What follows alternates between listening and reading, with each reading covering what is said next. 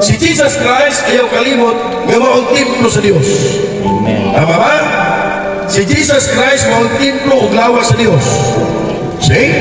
So sa diya nga karon na napuga ng hangin, ning lurag ang dagat, ingon ang mga tao, walay makahimo nining pagpadlong ug kinayahan gawas sa Dios.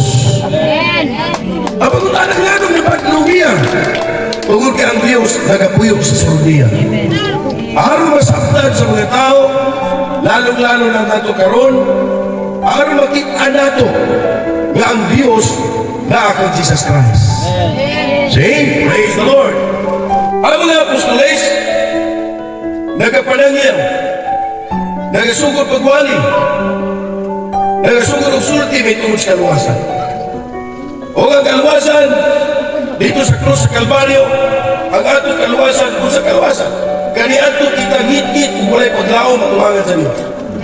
Apan sa si Kristo namatay, o gumanabuhi, nakakita paglaom ang mahintil, kaya ang panalangin, pinala, gani sa mahintil, binaagi sa mga apostoles, ng si Kristo. Say, praise the Lord. Wala may iksun nga, sa diya nga, ang mga apostoles kilakbay, isa tuloy sila sa pagtumad sa tanan na akong isugong kaninyo. O tanawa, ako magkikubad kaninyo hangtod sa katapusan sa kapanahonan. Wala pa matapos, tama? Mga na nagpasalamat ko may iksuon kasi wala pa matapos sa kapanahonan, nakita ta. Nakita ta kung nagilanay ng katawan sa Diyos.